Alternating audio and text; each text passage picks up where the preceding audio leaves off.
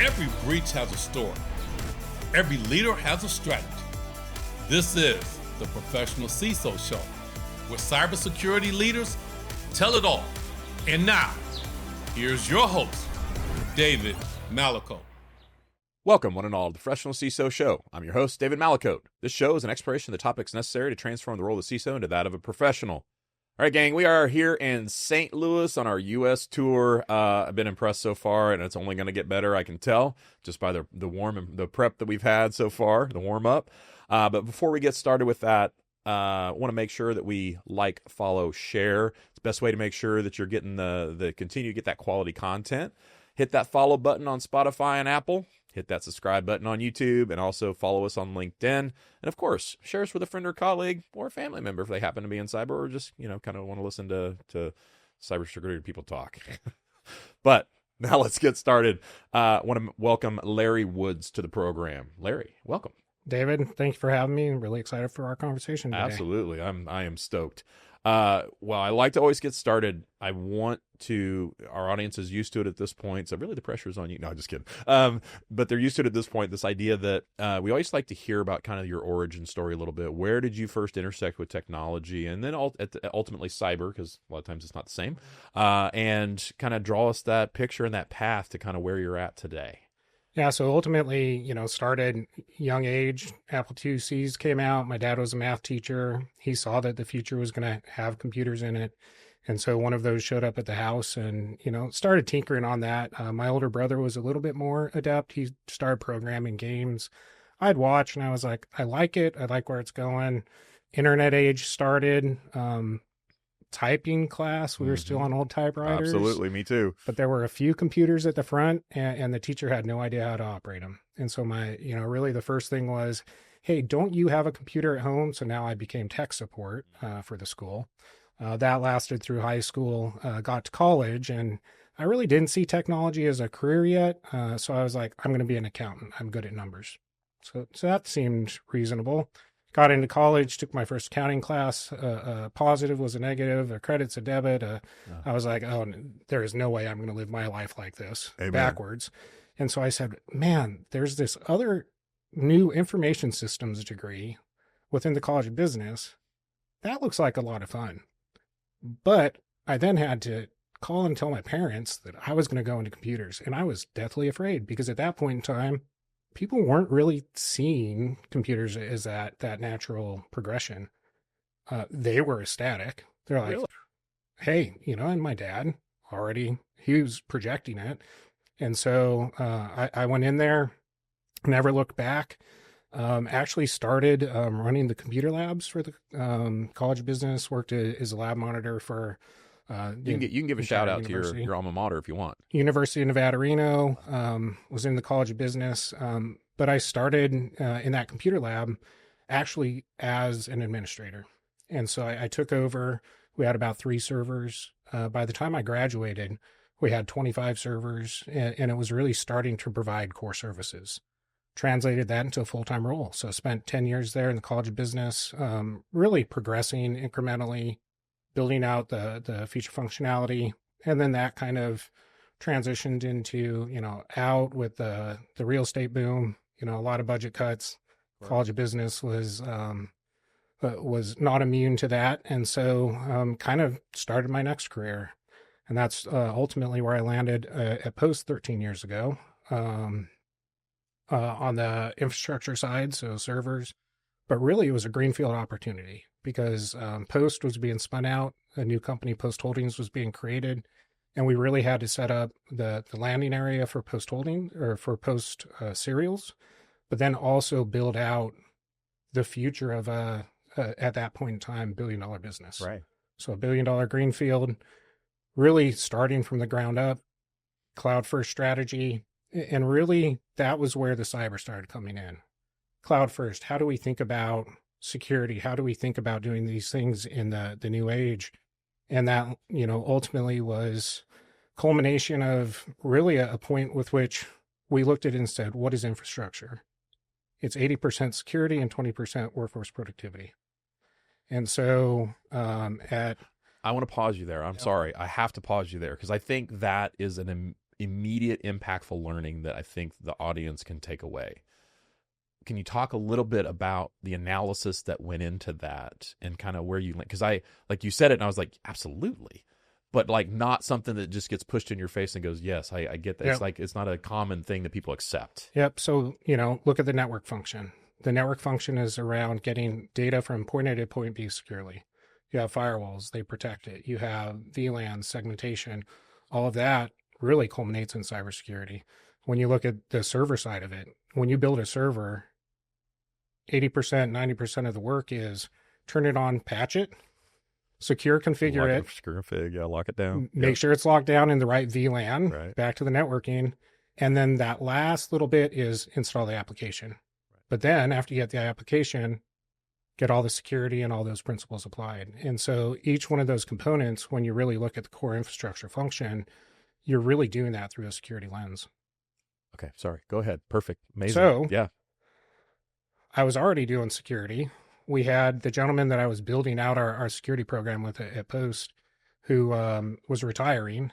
And my boss at the time stepped into my office and said, hey, by the way, what do you think about? And I said, is this an ask or am I being told? I like to say voluntold. Yeah. Yep. So I was voluntold, and there was a little bit of, angst and consternation. But, at the end of the day, I took that leap and, found myself as a full-time, fully fledged cyber professional that picked up privacy over time, IT general controls, and, as AIs come through, the governance. Amazing.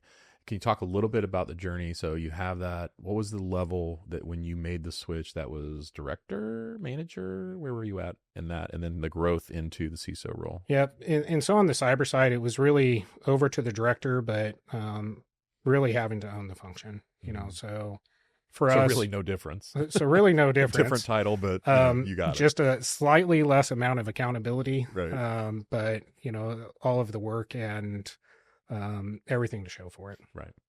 Awesome. And so as you have developed into the executive that you are today, yep.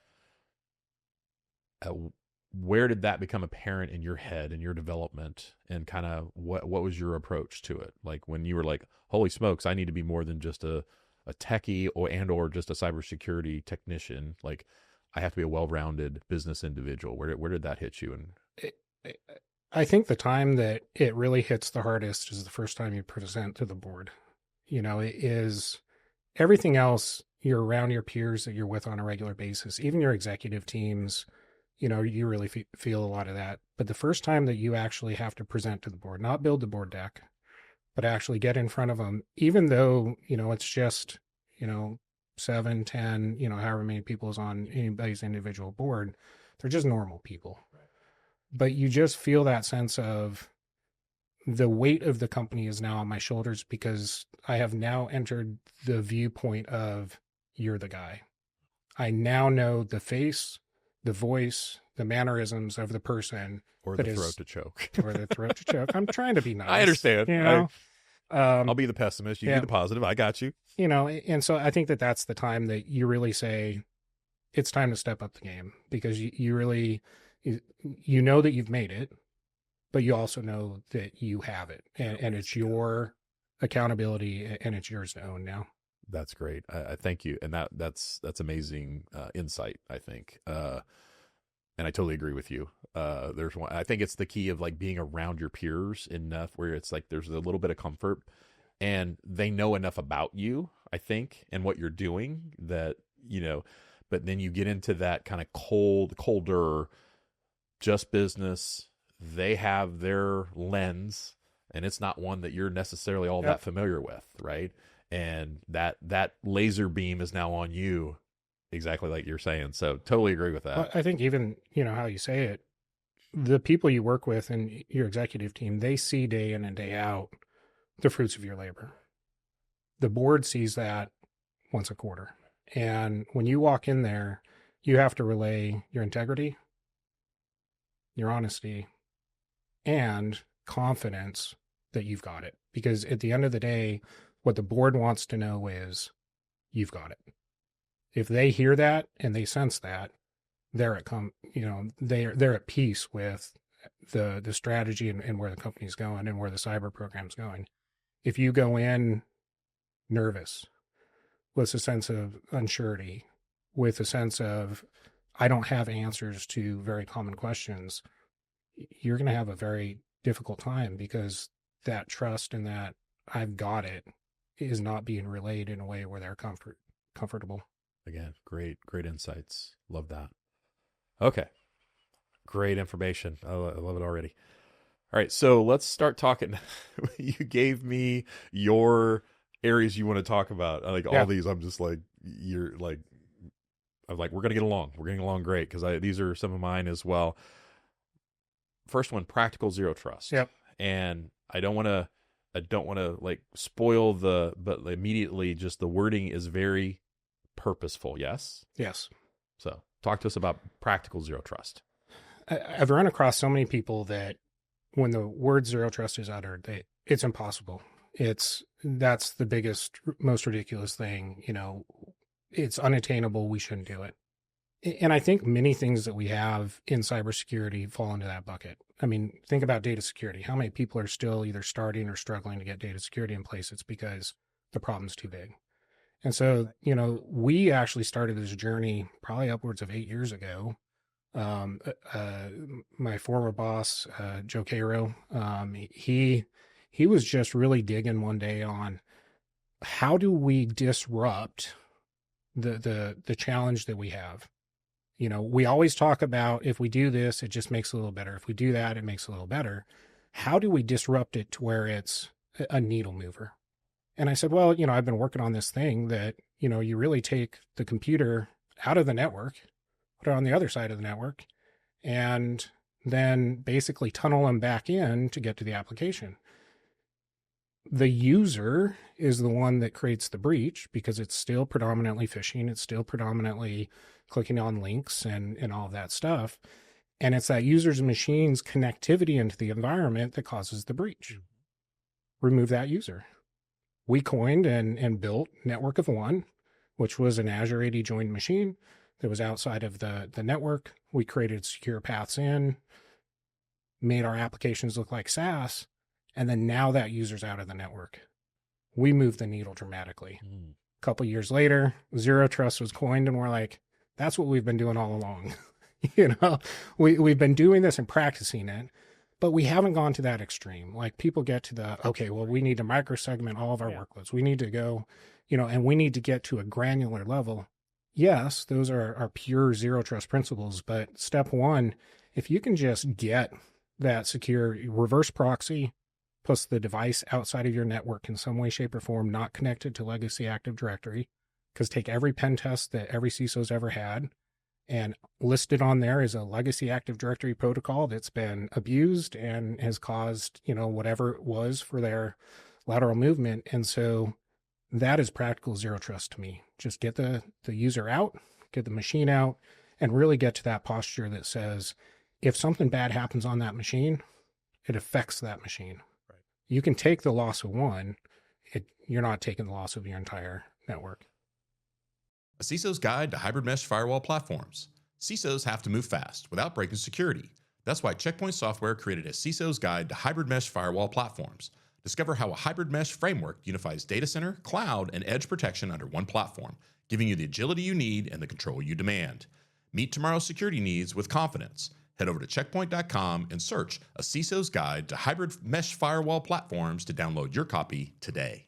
Talk to me about the scalability of that, right? Single app. I'm down. I got you. I'm tracking with what you're saying. But what if we're running 5 or 10? Like, how is that? Did you have a problem with that? Was that? So it was coupled with our cloud first, SaaS first strategy. And so we really took early on, let's try and get stuff to cloud and SaaS, because now you've distributed your risk. With your on-premise, you have concentrated risk. It's a different risk profile. People can argue on-prem, off-prem. Understood. Yeah. It's all just different risk that you're managing. But for us, it distributed it there. But then even, looking at, the on-premise where we had to create those reverse proxy type applications, you find highly available solutions and it really is scalable. We have 3 businesses, about 55% of our environment on true, pure, kind of zero trust. And we're continuing to work through that. So what I heard in there was move to SaaS, move to as much as possible. That way you're ultimately not having to tick and tie every single app, or support every single app for that matter, but tick and tie and try to go back and do the tunnel and all that good stuff for every single one of them. Ultimately, it's like, that's a SaaS, move it there. That's SaaS, move it there. And you really narrow what you have to actually go engineer to do that. Sometimes I joke with people when they say, how big's your security team? And I say, conservatively, 1 million plus. And no, that's Come not. on. I've got the entire security team of Microsoft behind me, this entire security team of like a Zscaler, of take each one of those SaaS solutions. They have more security people than we're going to hire. And they have more security people looking and focusing on that application and the security of that application than we could ever think of doing, because every staff member we're going to have is going to have, n number of applications that they have to secure, not a single one. And so for us, that scalability and that risk profile seems very attractive. Been having previous conversations today with some of your colleagues here in town. We talked a little bit about the really big push to cloud. Sounds obviously you guys had a really big push to cloud. Has that transformation, that cloud transformation, has it diminished any? Are you finding a definitive line where you kind of have to draw the line because of, business or, capability or whatever? Like, because I'm hearing that the move to cloud is slowing down for most. I just would be curious as to kind of what your observation is. I think it depends on where it is and what you're trying to accomplish. On our manufacturing floor side, availability is king, right? If we can't run a line and we can't produce, cereal, sausage, eggs, whatever it may be. And so, really looking at that, if availability is your key trait, you probably want to get the resiliency down closer to the workload. But then again, if you're looking at a workforce that's highly mobile, do you want to be dependent on your sites, or do you want to be dependent on a very highly available multi-tenant cloud solution that can work in multiple geos and in rooms with the user? We're going to take that. So, I would predict, I think SaaS is going to continue to, expand and grow. I think there's some, stumbling blocks along the path. We're seeing a few of the large cloud providers having some issues, whether it be availability or security issues, but those are no different than what you have on premise. I mean, Right. Look at any vulnerability management program and how many security incidents or security risks you have inside your network, let alone, what's being managed outside. Gotcha. Okay. So moving forward, again, another great, you want to talk apprenticeships. And Yes. This one's close to my heart because I've done it. I've had my own business for a while. I created my own apprenticeship program because I saw it as a need because what was coming out of college, and this is nothing against colleges, but there's a distinct gap between the theory and what access they have to tools and practicality of using them versus what you're seeing in an actual organization. So would love to have you talk me through your view on apprenticeships. Yeah. So we, and it really, for me, started a number of years back when they approached, hey, we want to do summer interns. And I'm like, in cybersecurity, I can't do an internship in the summer. You just can't get enough knowledge into somebody in that short period of time. That doesn't do me any good. Yeah, they wind up doing kind of the vanity projects or something like that. So then I said, what about if we do an internship year round? And they're like, well, we can't do a year round internship because it has a specific meaning within the company. It's graded a certain way within the HR system. And I said, okay, well, what about an apprenticeship? I want to, what I want is somebody that's a junior in college that I can have 2 years to build into a cyber professional. And at the end of those 2 years, I can either hire them because I'm probably going to have created something better than I can buy, or I am going to contribute to the community and that person's going to go out and be the greatest entry-level cyber person that company has ever hired. And, we've run about 4 or 5 people through the program. It's been great. We can't do it in large scale, right? But the talent that we are able to get as a junior in college and really build over time and see the hunger and the drive, because the other benefit you get is your job pool is really, you're looking at the people that want to succeed, that are looking for a job like that. And so I think you're getting the higher echelon just starting off by reaching somebody, kind of at that position in their education. And then we've just had phenomenal success. What response rate have you been getting? Obviously, I hit a nerve on that one. Yeah. We get a lot of applicants when we post those jobs. Can you give me like a range? Ish. We usually close them down after we'll call it 50 plus applicants. And that's with very little marketing. Right. You don't have to go push it. We don't have to go push it. Word of mouth, a couple seeds here and there in colleges. That's about it. Gotcha. What was the process that you used to build the program for your apprenticeship? Like, what did that look like? He's like, yeah, it's probably just kind of organically did it, is we really just, with my boss sat down and said, hey, this is what I do. This is what I want it to look like.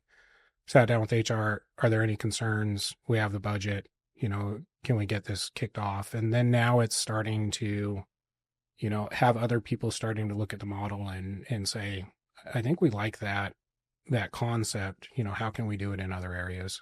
But for us, it's kind of come in a little more organically than formally. Because I seeded that with more of because I know when I was looking through with like the Department of Labor and yep. those kind of things, didn't know if you got caught up in all that or was like, no, because I tried hard to do, was wondering if you experienced that same thing. Yeah. And there was one of our business units, because there is a way to get government assistance for apprenticeships. We are not kind of going through that path. We had a business unit that tried it and had some success, but there is a lot more red tape to go through to do that. Absolutely. For us, we looked at it as, you're getting somebody that you're putting in a part-time role, so you kind of have less of the benefits. You can kind of get them through in their college years. And that has really just allowed us to make that program sustainable. I probably should have asked this up front. So this is a part-time position. They go to college full-time. They come spend how many hours? And we're very flexible. Okay. And so anywhere 20, 25 hours a week, but really try and make sure that education is prioritized. I have strong passion for that. If they have exams and finals, just tell us when, no expectation. If you need an extra night, day to work from home, so I think the flexibility, that balance is key, but yeah, it's part-time. Do you subscribe to more of a culmination exercise of sorts at a given point in time? Is there any kind of testing? Is there any kind of wickets they have to go through to kind of make sure that they're meeting kind of the standard? Ultimately, they are integrated so deeply and as such a critical part of the team. We don't have to have all of that. And our team is very small. So the team here in St. Louis for the holding company, we have, I think we're up to 10 people now. Our business units have their own teams. And so, just by the tight-knit nature of the team, somebody would stick out if they're not pulling their weight. Yeah, understood. All right. So again, back in our, this just makes me chuckle. Back in our prep, you said this was a bonus, but I was like, no, we're getting all over this one. This is not a bonus. This is one I want to talk about because it's something where I sit and the people I get to talk to and the people I'm exposed to, just a different intersection. And so to have somebody bring this up and go, oh, wait a minute, I've been kind of thinking about that too. Hadn't really said it in the same way. Learning to learn in the age of AI. So I'm going to let that kind of fade a little bit and then let you kind of weigh in, because I definitely have my own thoughts. You get with any group and you talk about, what are going to be the dramatic impacts of AI?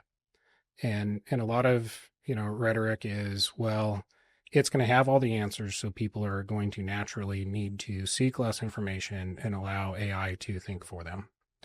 And so, by nature of that, you then back that in, all the way to, early elementary school and say, what does that look like over time? And what was our schooling and what was college for us? For me, college was less about the actual content and curriculum it was teaching you how to research topics and learn. College in my generation was learning to learn. And that's what I really got out of it, which was, being able to take any complex topic and go and figure out through brute force. I'm going to learn that topic. I'm going to figure out what resources I need. I'm going to figure out who I need to go to. I mean, back to the days of when you wrote a research paper, you went to the library and you walked to a card catalog and you had to figure out how to navigate to get to the topic. I mean, that's learning to learn. It's how do I seek out the information by which I need to know? So now, if you take some of that away because you just type in a couple of words and then you get an answer back, what does that mean for the future and for this next generation of graduates? How does that really change? And really, even this morning, our leadership team was having a conversation, and I truly believe that in the age of AI, people can use it two different ways. And one way is to accelerate the pace with which you can gain knowledge, because it can distill the information and you can pick up new topics and you can get to that information much quicker, or you can use it to think for you.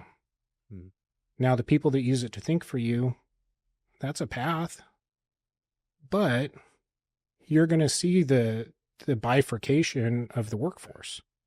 You're going to see the people that are naturally increasing, your experts, are going to be those that have learned to learn and used it as kind of that accelerator of learning, that accelerator of knowledge creation. How can I get wider and deeper at the same point in time?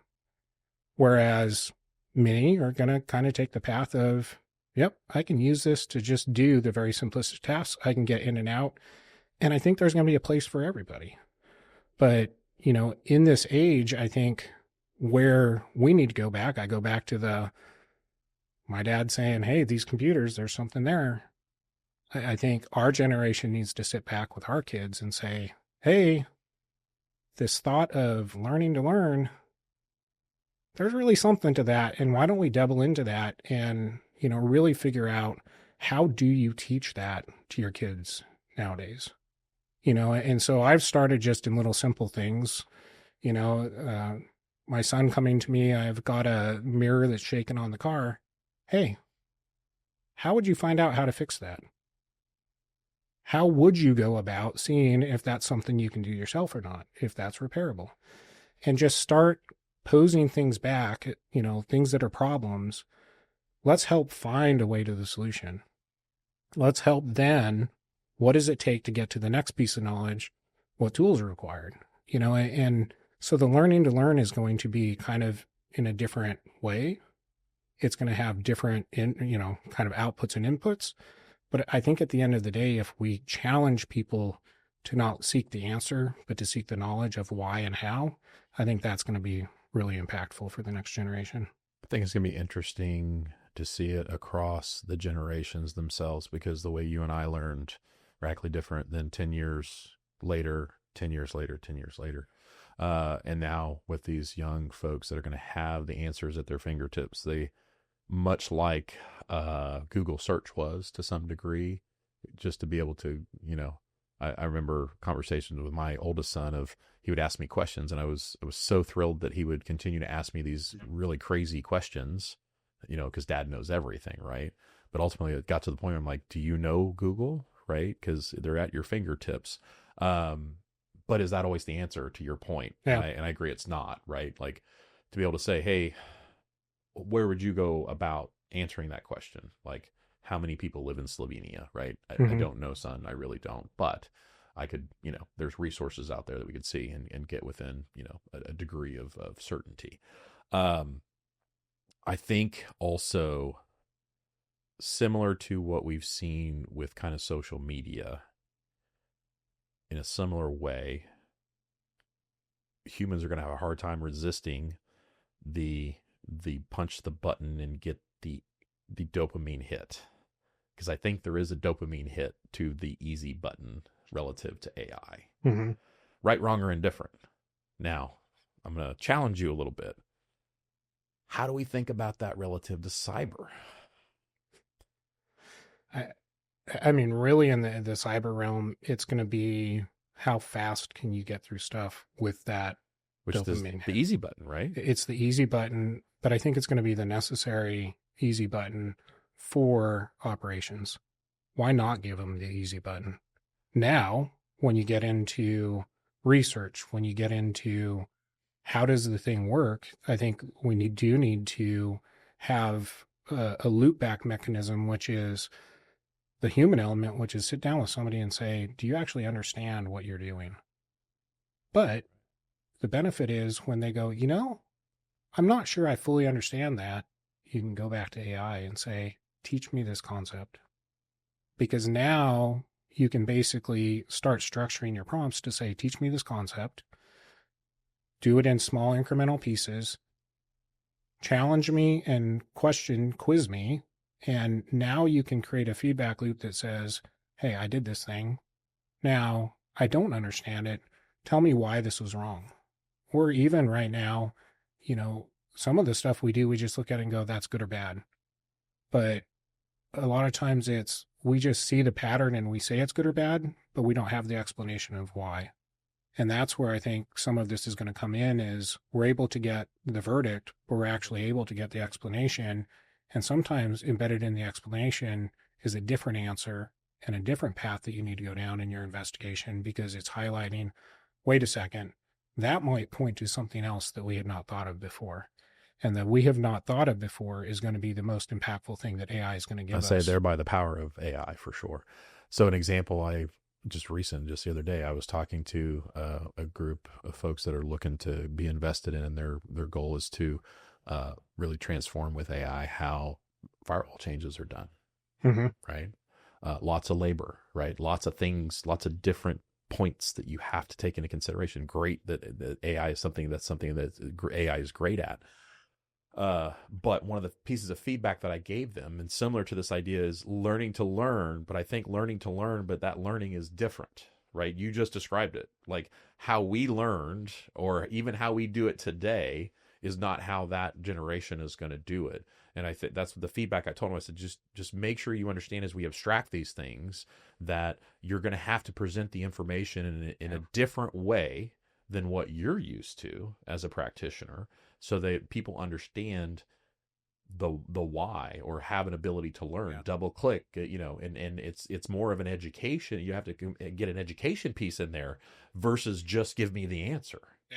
That idea, which is what fascinated me about you bringing this up. But even it's, and sometimes it's used the AI against itself, is have each person over time as AI understands them better. How do I learn and how do you help me learn? And use that as the basis for an ongoing interaction to say, teach me the core concept of how to gain more knowledge, leveraging AI to make sure that I am on a learning path and not on a path of just the easy which button. It will do. Yep. Like truly. I think that the dichotomy is going to be interesting in cyber because yes, I agree. We're going to have the easy button's going to be there. I see these companies are going to go and just continually disrupt anywhere there's labor, anywhere there's toil is what I've been calling it. And where there's toil, they're going to focus their efforts there and they're going to pull that out of there. But ultimately, what will be lost if we don't include this kind of education component? So totally agree. Yeah, it's going to be the hardest one, but it really takes us, I think, as a generation, creating the foundational moment of this has to be part of future curriculum. It has to be part of what we do as we transition as leaders in the AI space to make sure that people understand this is going to help them, but they actually have to use it as the tool to make sure they don't stop learning. And they have to instruct it. Teach me the concept. Don't just give me the answer. Yeah, totally agree. I think we'll leave that one there. Excellent conversation, by the way. And I do appreciate you bringing it up. Definitely not a bonus. I think that was core and critical. Okay. You've been at your current company for quite a while. Yep. About 14 years-ish, something like that? 13 years. 13 years, almost to 14. And pretty interesting. You worked your way up. There's a lot that's gone on during that time frame. I can see it, behind your glasses there. Talk to me about some of the things you've learned, because you've been other places, you've done other things, but to be able to grow in an environment like that, and then ultimately become, as senior as you are, talk us through that a little bit. Yeah. I think the top core learnings that I've had, and the one that is overarching is the leadership team matters. You should choose companies by leadership team fit over all else.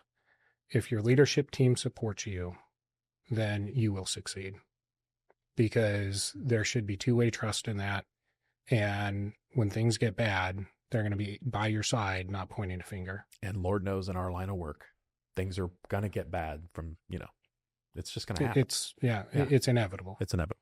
And that's above everything else. We have the greatest leaders of any company on this planet. I'm sure other people will say that of theirs. But, not always. I can tell you that. but we really do at Post. I mean, just phenomenal leadership.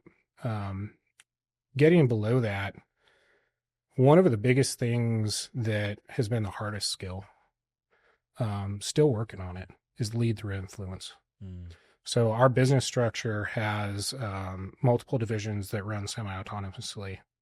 So they have their own decision rights. We have shared services platforms. So there's stuff that I'm accountable for. There's stuff that they're in that they want to have different ways that they want to do things. And it's not elegant, but kind of that, how do you navigate multiple personalities? How do you navigate, people that are going to be on different sides of a decision spectrum at any given point in time, and really continuing to do that. Stepping out of that, it's to get to that self-awareness, and that was one of the things that I struggled with probably the most. Is I was a bull in a china shop for a number of years. And at some point, I had a coach that said, hey, you need to take a step back sometimes and just pretend like you're somebody else in the meeting and kind of take in what you're saying and how you're approaching it and how you're talking. And really, that was a key turning point to say, yeah, that's probably not the right approach. Some of that needs to be softened. There needs to be, better stakeholder management, better discussions. And so, kind of navigating through that has been very interesting. But along the journey, staying with the company for 13 years, 100%, the best thing is all of the relationships that I've made. I know where the skeletons are, so people get to come. But I also get to reminisce about the old days with a lot of people and say, you remember when we did this reckless thing back there when change control was a loose thing that we didn't really, want to talk about? And so, I think there's good and bad there. GuidePoint Security provides trusted cybersecurity expertise, solutions, and services that help organizations make better decisions that minimize risk.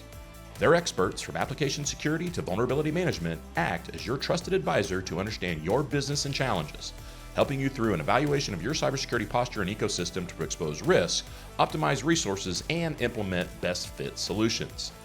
GuidePoint's expertise has enabled 40% of Fortune 500 companies and more than half of the U.S. government cabinet-level agencies to improve their security posture and reduce risk. GuidePoint has several more premier GPSec cybersecurity conferences happening around the country this year, and another full lineup being planned for 2026. Learn more about upcoming conferences, their services and technologies, and learn more at www.guidepointsecurity.com. All right. One of the things I noticed when looking at your profile on LinkedIn, even though it was related to computers or technology, you did get a business degree first, Mm-hmm. and then you got your master's in technology, or more of a technology-focused master's, even though it was from the business school. I did the same. So I grew up as a Unix systems administrator in my career. And so on the keyboard, technology, leadership, etc. But when I decided that it was time, because military member, went later, I was like, doesn't make a lot of sense for me to go and pursue my technical degree if I've already doing that every day. And by gosh, how boring would that be to spend your day, all your days doing all that. So I was like, maybe business is a good idea. Maybe I can speak their language a little bit, whatever. What, from your perspective, getting that, at least because you had to take those business courses, what impact did those have on you relative to how you pursued your career and being able to kind of have that seated relatively early? Yeah, I think a lot of that has really manifested through at least having that understanding of we are here for the business. Mm. You know, a lot of technologists really approach their job as we are here for the technology. We must keep the technology up, and it's the technology that I'm a steward to, not the business.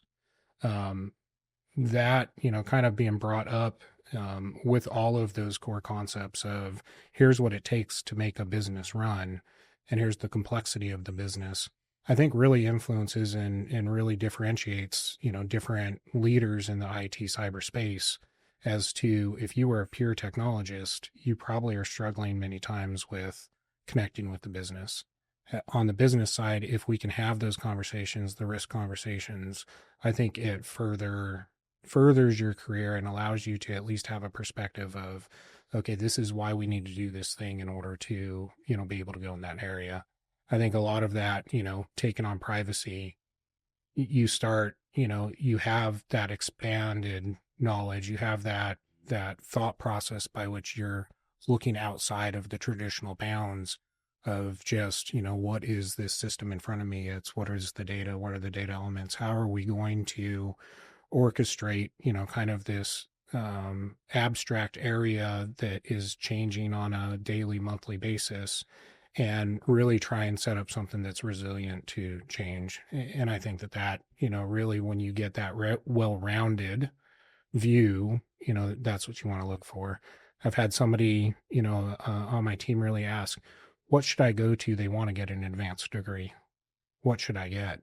And, you know, my thing is don't go for a master's in information system. Don't go for a very technical. Go get an executive MBA. Go get something that is broadening the horizon if you want to get in to be a CISO, a CIO, you know, somebody that is broader in leadership. If you want to be a CTO, find a CTO program, great, you know, and go the technical track. But, you know, even CTOs anymore, I think they're getting stretched thin and they're having to put on multiple hats and need that broad knowledge. And I think once you reach that level, it's going to be, you have to have the business skills anyway. I don't know of any CTOs that don't have to go into and understand those business conversations and, you know, be dynamic in that area as well. Well, I'll give you a pitch that I get on every once in a while with people is name the executive in your organization that has to be good at marketing, have a pretty strong legal background and ability to navigate legal issues. They have to be good at sales. They have to be excellent at communications. They have to be one of the few people in the company that talks to the board. And then I can list a few more, but who's that executive in the company? CISO. Yes. Who's the last person that you would think should have that? CISO. The CISO. Yeah, exactly. You know, I mean, because many CISOs came out of a highly technical, you know, the picture of them in a basement in a dark room in the black box. Yeah. But we're the ones that are having to stand up and get told on a daily basis, well, you just need to market it better to your constituents. You need a better sales tactic. You need to have a brand. I love that one. You need to have a brand. I'm like, I'm a CISO, you know? Just do it. No. Yeah. You know, and so I think that's the, you know, when people really think about it, the power that the CISO is starting to gain by nature of having to build that skill set that makes them in some ways a more polished executive than many others is a part of our future, you know, but it also means in order to become a CISO now, to step into that role, we could grow up into it because it wasn't defined. Now that it's defined, our next generations of leaders, we have to figure out how to get them all of that skill set. That next generation of CISOs is going to be the most difficult to transition because they have to try to build these competencies that just aren't a natural mix that people can get from point A to point B or just go to school for. You can't. It's no, not even close. You have to experience it. Yeah. And how do you get that experience other than having to sit in the seat and do it? Sounds like you're lobbying for another episode because you're speaking my language. I'm just saying. But that being said, I think one of the things I think the mentorship aspect is very important to that. And it's not an answer per se. I'm just ideating more than anything. I think bringing those valued potential candidates into meetings that they don't belong is another thing that I've heard in these conversations where it just sit over there and listen. right? You're not participating, but I want you in the room listening to this conversation. If possible, bring them into those board briefs, if at all possible. Just as far as this is education, I can imagine any senior leader would be, as long as they shut up and listen and don't interrupt. But those are some of the things off the top of my head. Not perfect, I agree, because it's a big challenge, and I've been very purposeful about it in my current role, because I had a conversation with my subordinate leader, and I said, hey, because he's like, I feel like I need more. I'm ready for that next step, and I'm like, you're right, and I need to do better, and so let's. And I think one big piece was like budgeting, right? Like no exposure. Right. Doesn't have a business degree. Not his fault, right? Because you hired him because he had the CIS degree. So totally agree. I agree with you, but that's the whole reason why I keep doing this show and asking these questions and having people like you come on and provide that context and the wisdom. So I do appreciate that. Yep. You're welcome. And now it's time for 10 questions. Okay. With Larry Woods. All right, 10 questions. What's your favorite word? Wow, my favorite word. It's probably it's because you can use it universally everywhere. Because the other ones are frowned upon when you try to use those. What's your least favorite word? Right now is daddy, because it's just in the house of daddy, daddy, daddy, daddy. What area of your work do you find the most interesting? It's really the daily challenge is what I would put there. So it's every day is a new day. Every day is a different day. It's frustrating sometimes. It's invigorating others. What area of your work is the most challenging for you? The most challenging is I'm an introvert.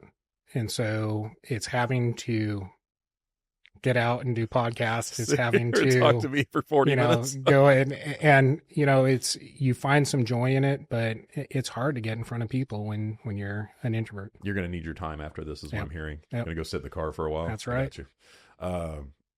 Although I am not, have you heard there's a new version? They have introvert, extrovert. There's like a Bearvert or something like that. I can't remember what it is. I'll look it up and put it in the show notes, but it's somebody that doesn't get drained, but also doesn't feed off of, because a lot of times the extrovert is they feed off of the people. It's one of those I've positioned myself, that's who I am, because I could go either way. It really doesn't bother me. I don't have to really have my time, nor do I have to. Anyway, more than you ever wanted to know. What sound or noise do you love? I really like bagpipes. Yes, I do too.